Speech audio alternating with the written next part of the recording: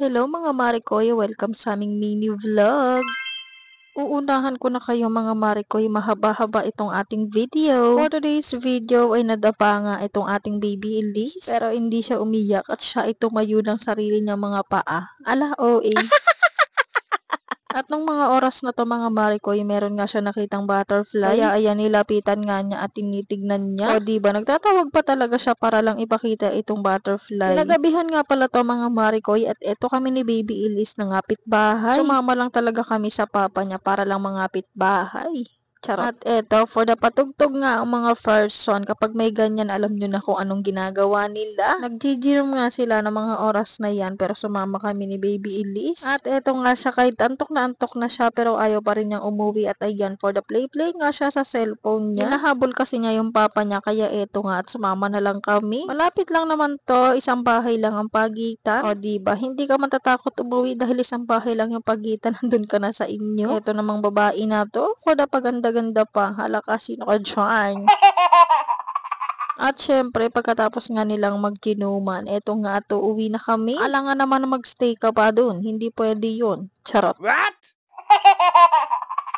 Sa akin ka lang dapat mag-i-stay. Ala ka, grabe naman sa pagka-OA ang above na to. Ito nga kami ng aking Junakis. For the angkas lang kami dito. For the Disney Princess lang ang atake. Charot. Grabe, sobrang haba ng video na to at hindi ko na nga alam kung ano ang mga sasabihin ko. Kinabukasan na nga pala to mga Marikoy at ito nga ang bata. For the bag pa talaga siyang dala-dala. O diba, matutumba pa talaga siya sa kalokohan niya. Pagdating nga namin dito mga Marikoy, nagtimpla nga kagad ako ng aking kape. O diba, coffee is life kahit nga inaatake na ng acid ang babae na to. Pero syempre habang nagkakape, eto at may ginagawa ako. Madami na naman kasing labahin ang tao na to, kaya ayan, maglaba ka. Pag kang puro pasarap Marikoy, maglaba ka rin. Charot. Bundok na naman kasi ang labahin, kaya ayan, maglalaba na nga ako. I-timelapse natin para hindi halatang haggard at pagod. Charot.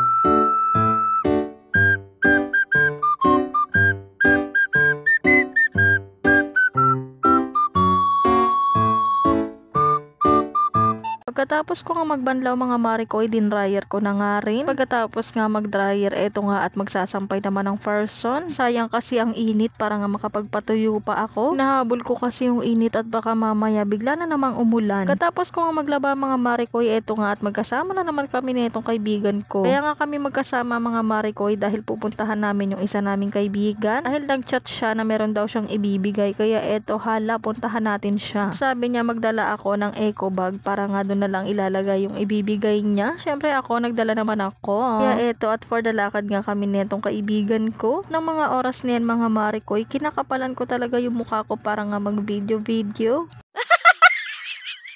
Dahil sobrang nahihiya talaga ako mag-video ng mga oras na yan. Pero ayan, kinapalan ko at tinanggal ko muna ang hiya sa katawan. Medyo natatakot nga ako. Baka kasi biglang hablutin nga yung cellphone ko habang nagbe-video ako. At sa wakas, after 20 years, nakarating na nga kami dito sa pinagtatrabahuan niya.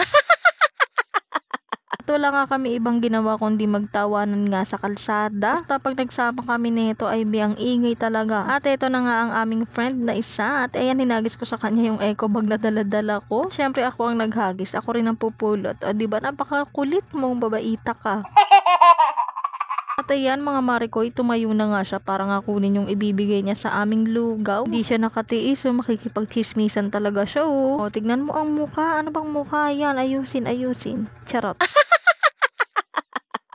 Ang usapan nga lang pala namin mga Marikoy, kukunin lang yung ibibigay niyang lugaw at aalis na nga rin kami agad. Kaso eto, at medyo napahaba-haba na nga ang kwentuhan. Diba? For the time lapse yan, dahil yung mga oras na yan ay nagbi-picture nga kami. At ang mga oras na to mga Marikoy, pauwi na nga ang mga above na to. At tawang-tuwa dahil meron na naman nga silang mumukbangin. Ala hindi. At maya-maya nga pagkatapos kung maligo, kami naman ang pupunta sa kanila. O diba, grabe, hindi mapakali ang paan ng mag-inang to. Sige, ang lakad. At ayun, for the lakad nga ang mag-inang to. O diba, fresh na nga ang above, pati nga ang bata. Ala ka, sino kayo dyan? Ko sa kanya, tanggalin na yung jacket. O diba, suot-suot pa rin niya talaga. At alam na nga niya kung saan nga kami pupunta. O diba, kayang-kaya niya na mag-isa. Pwede mo nang iwan mag-isa yarn. Charot lang, syempre hindi pa, no?